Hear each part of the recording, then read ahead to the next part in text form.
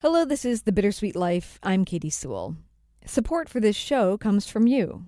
If you have the means and you like to listen, please support this work at patreon.com/thebittersweetlifepodcast. There's a link in the show notes. Today's show kicks off a series that we recorded in Rome during the month of October. So get ready to do a little time traveling and to be abroad for a while. If you're not already living in Italy, let us take you there for the next couple weeks. I arrived in Italy on October 3rd, and this episode that you're going to hear today was recorded very shortly thereafter. We were there for the 2024 Bittersweet Life trip to Rome, where we were joined by a group of wonderful listeners and friends who joined us to take a walking tour through the city and to see the secret side of Rome, the side that tourists and even some locals never get to see. We had an amazing time, and I hope you enjoy this peek into Rome. And stay tuned. We'll be taking a secret Rome tour in October of 2025 as well, and we will be announcing that trip in the weeks to come. And if you're interested, you'll want to snag your seat as early as possible.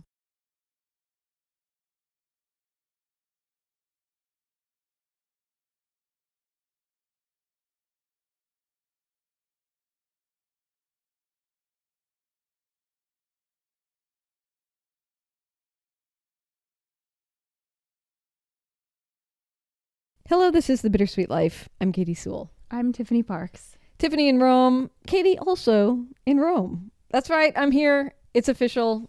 I'm visiting. I just got here. And we're so happy you're here. I'm still so very jet lagged. So, Tiffany, obviously I'm here because we're about to do our second Bittersweet Life Rome trip with some of our listeners. A nice group who we have yet to meet. That we will be meeting in a couple days.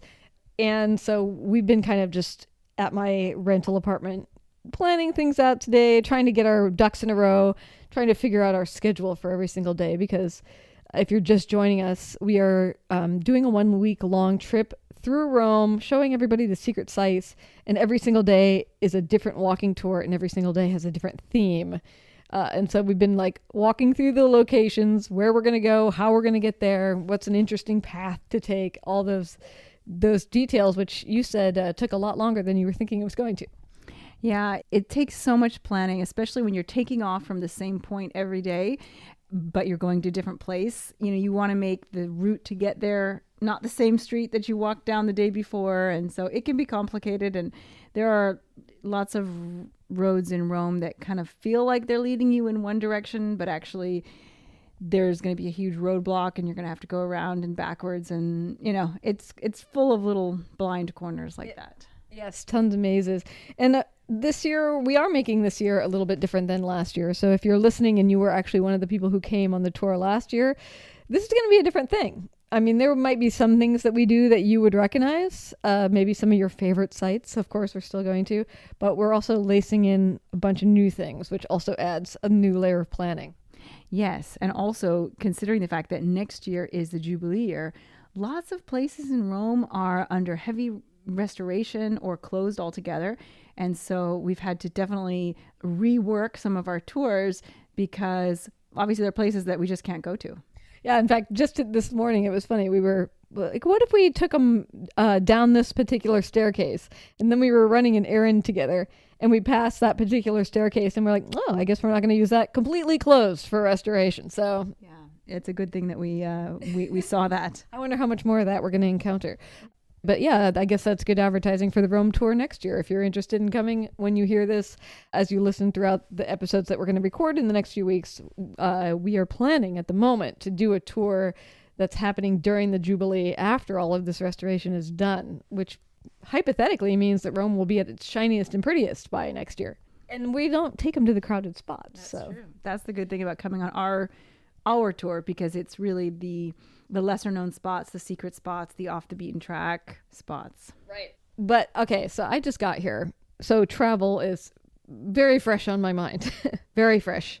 It's still very physically fresh in my body as well. I don't know if you ever get this, like where you travel and, ever since I went through the whole process of what it takes to get here from Seattle, my throat feels extra dry, my muscles kind of all ache, and granted, some of that is from all of the running I had to do through the airports, which if you want to talk about it, we can talk about that. But it's also just the physicality of sitting in one space for over the length of a workday without getting up beyond like walking a few feet to the bathroom. Oh, yeah. It hurts. It hurts the body, especially as you get older.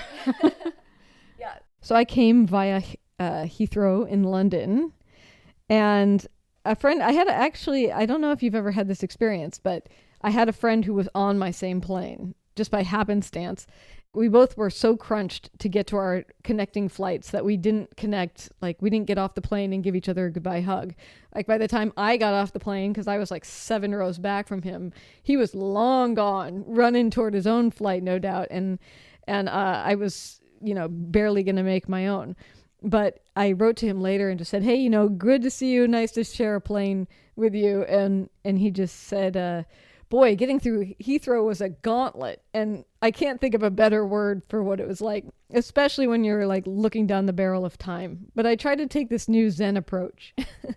There's nothing I can do about it. So what happened is that the plane landed on time. Everything's looking great, but the plane landed way out on the tarmac for whatever reason. We didn't have a gate, so they brought up a rolling ladder to the plane, and then they brought buses in, but the buses would arrive one at a time. So first class, they were often gone for, 15 minutes before the next bus came, and I'm at the back of the plane. And everyone around me is starting to exchange information like, what's your connecting flight? How soon is it? It was like 7:10 in the morning. One girl in the row in front of me said, well, my next plane's at 7:30.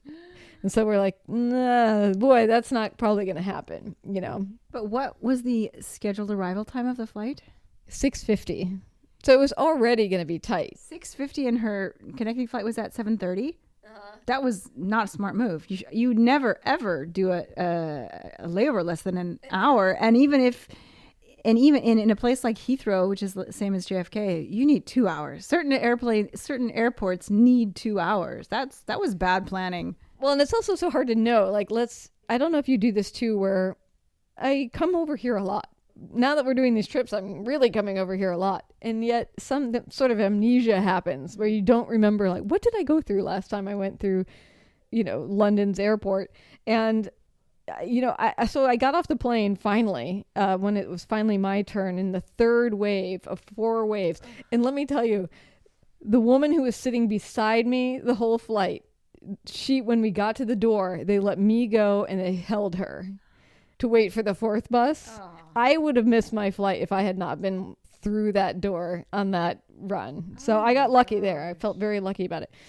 But then you're just sort of optimistic. You're like, well, maybe they won't make us go through security again. Maybe, maybe they'll just have an international terminal where I just pass through to the next plane or, because some have that. Some have that. Not Heathrow and not JFK. This is why I do not fly through Heathrow or JFK unless there's literally no other option.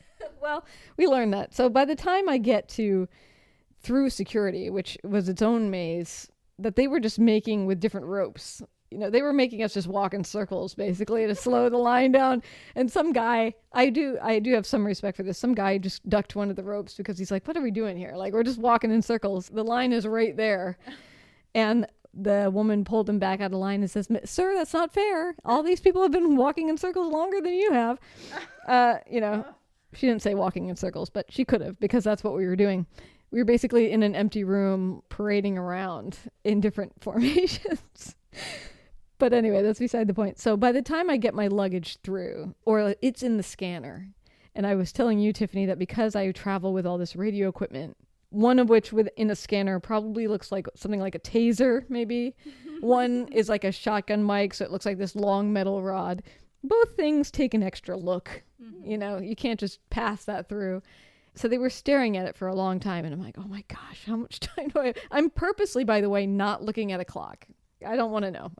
If I know, I'm going to just be more and more panicked. My flight took off at 8:40. So I had a little time, but I didn't have tons of time by the time I got through.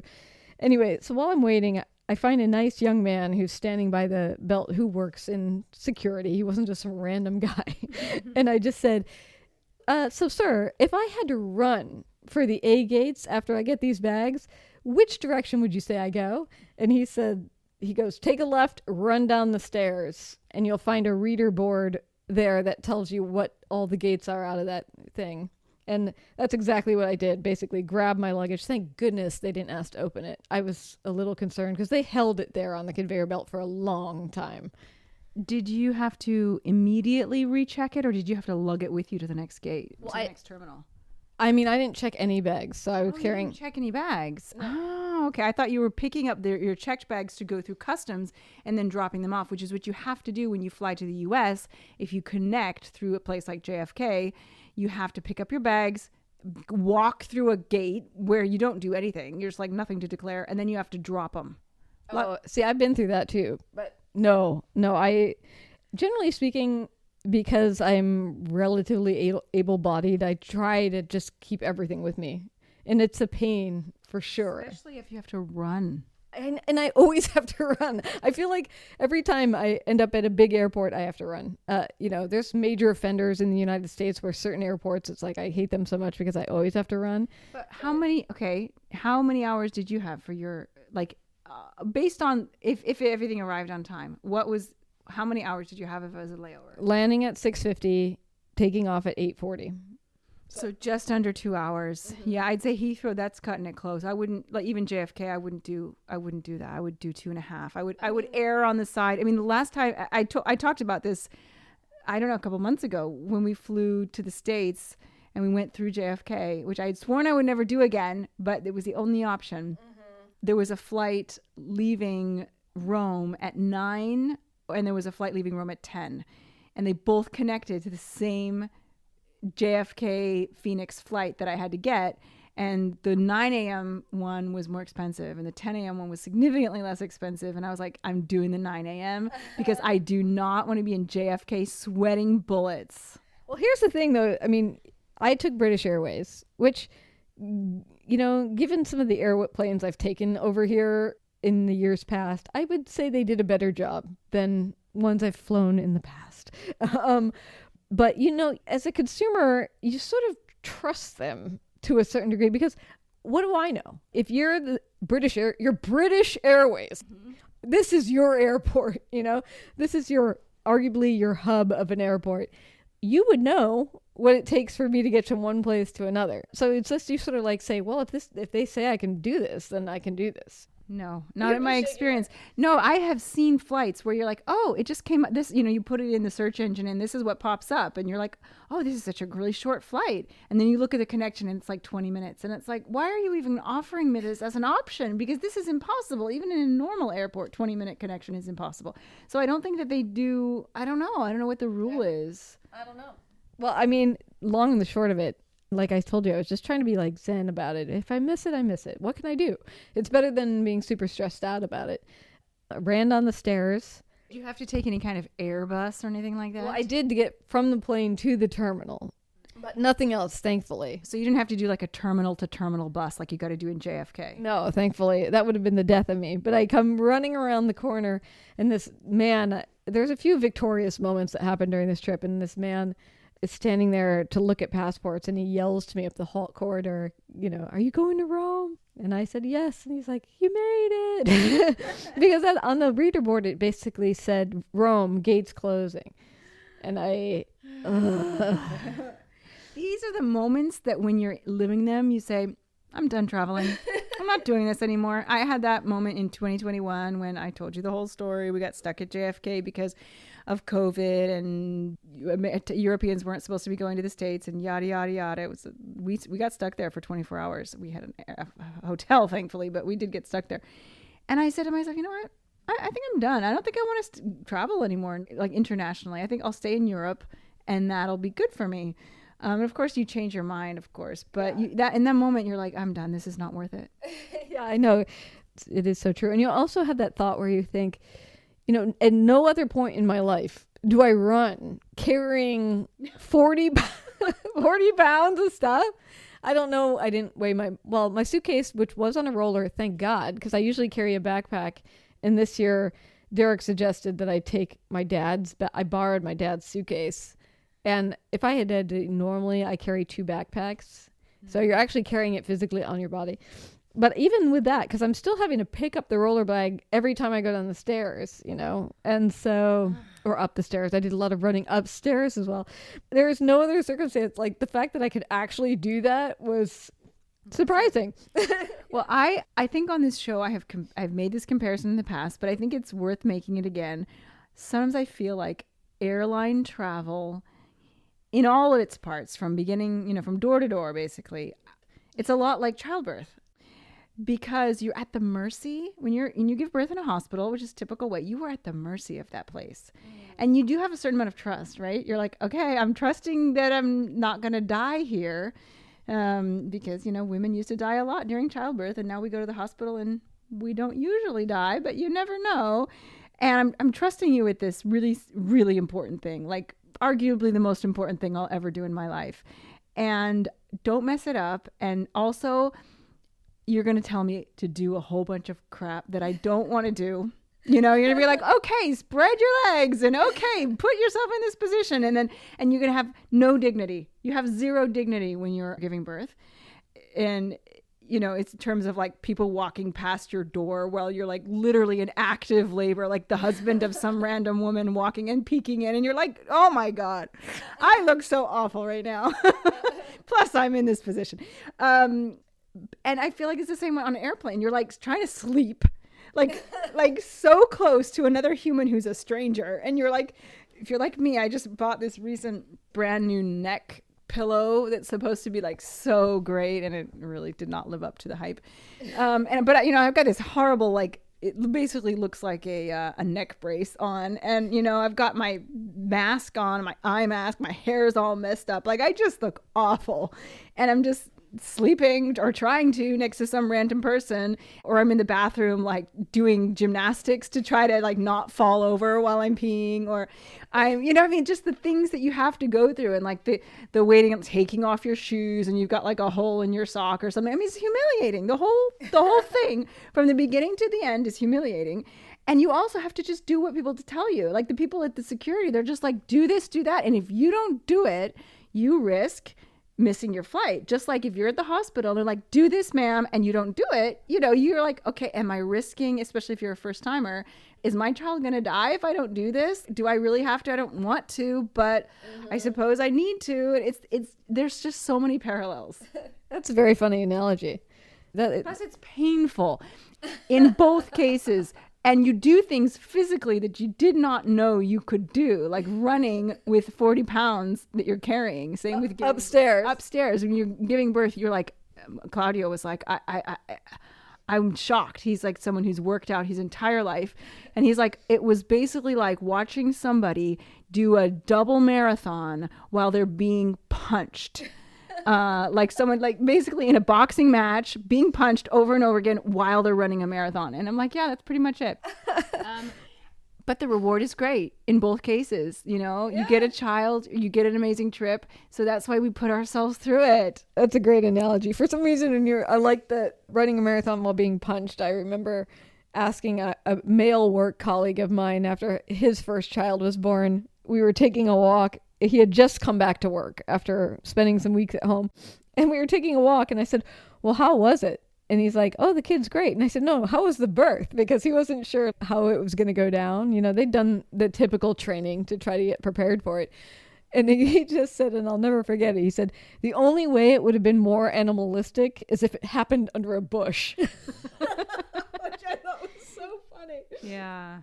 That's the difference, maybe, is that it's like your physical body sort of takes over, and in an airplane or airport, you just have to like mentally go into Zen mode somehow. There was this guy that was in front of me. Once you go through all the flights and you end up in Rome Fiumicino Airport, also one of my least favorite airports in the world, they put you, if you're a U.S. citizen, an Australian, a British passport, I forget what the other one, New Zealand, all of those people get funneled into the same area.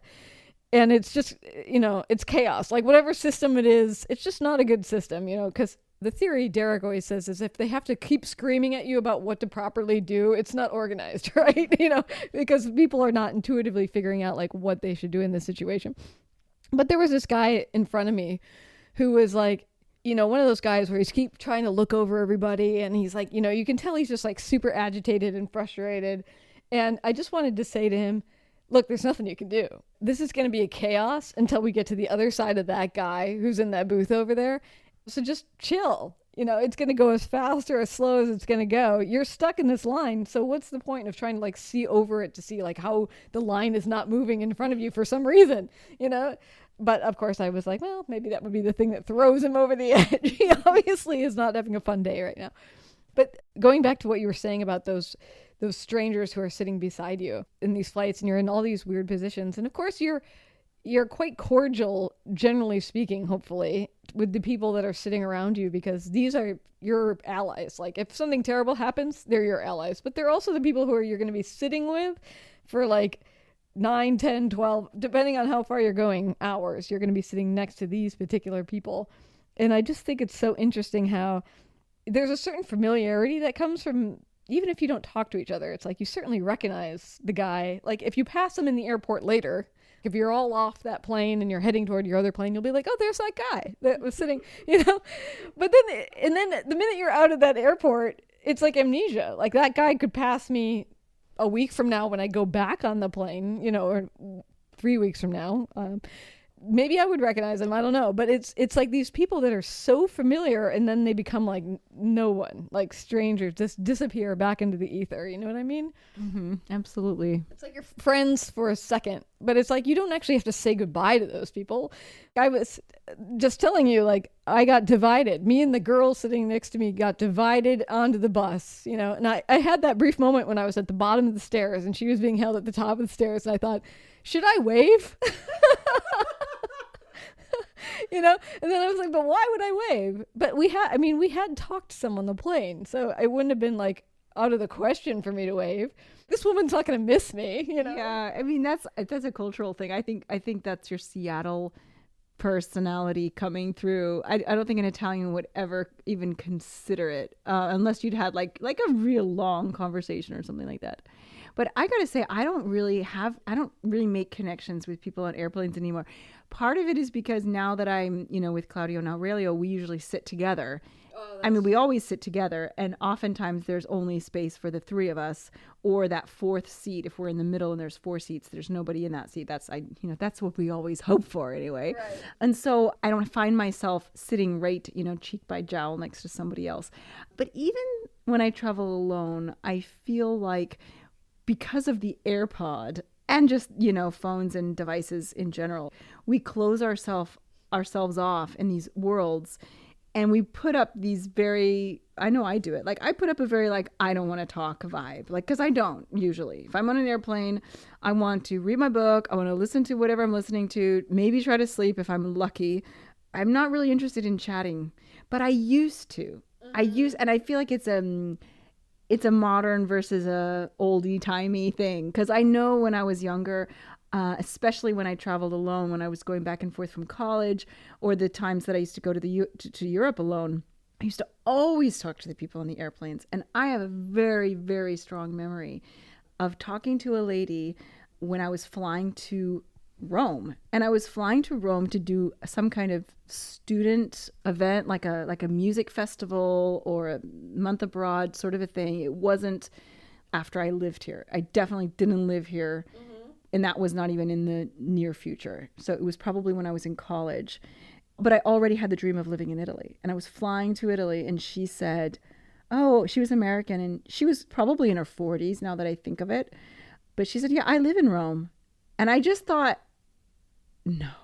Maybe that was, thinking back, maybe that was the first time I ever considered I could move there. She's like, yeah, I live in Rome. And I was like, do you speak Italian? And she's like, yeah, of course. And I was like, say something in Italian. And she rattled off some phrase, and part of me was like, she's just making this up. She's just talking gibberish, but I can't tell. But I'm sure that it was Italian, and I think she said, Yeah, I think I said, oh yeah, I'd love to live in Italy. I'd love to live in Rome. And she said, you got to live in Trastevere. That's where all the young foreigners live. And I remembered it. It stuck in my head. And that's, of course, where I lived when I first moved to Rome. And you as well. And that's where we're actually sitting right now, in Trastevere, because that is where the hotel we're sending everybody. I know you need to go. You got to pick up Aurelio from school. This is something we don't run into when we're taping from abroad, where we actually do everything after Aurelio goes to bed. But I think there's more here, because one final thought. I had this same thing like you are talking about with this woman saying that she lives in Rome. I had the more provincial version of that. I was in Hawaii and I met this woman on the beach who was in her mid to late 50s. And she was alone, and I don't know how we ended up talking. But she said, oh yeah, I just decided that I wanted to do something different with my life. And she's like, I just decided, like, what am I waiting for? I can do whatever I want. And so I decided I was going to move to Hawaii. This was before I ever came to Rome. And I'm like, you just moved to Hawaii? I'm like, at the time I was like, really? And that's not even that hard a leap. It's in the same country. But it just felt to me at the time like so radical. And I said, had you visited here a lot? And she's like, no, just like 1 or 2 times. I'm like, 1 or 2 times? And you moved, because Hawaii, you've been there, right? It is part of the United States, but it feels like it's somewhere else. And we could get into a whole argument about whether or not people from the United States mainland should be moving to Hawaii because of the native Hawaiians, but that's beside the point. But at the time I was just like, wow, what an interesting concept. And I think it was only about a year later when we got the opportunity to move to Rome. But I think that was like where the door cracked. I was like, you could just up and go wherever, like, and then, a year later, here we are, like, up and going wherever, moving to Rome, of all things, which kicks off this show and everything else. So how strange. Yeah. And I definitely think that sometimes these chance encounters, I don't want to get all, mystic about it, but I do think that sometimes these chance encounters that seemed like so unimportant at the time, you look back and you're like, that person, they gave me an idea. They showed me that something is possible. Even if that person wasn't important to you in your life, there's still, we see these little examples of people throughout our lives. And sometimes they come to us and I'm like, well, that person did it. So it is possible. Yeah, that's so true.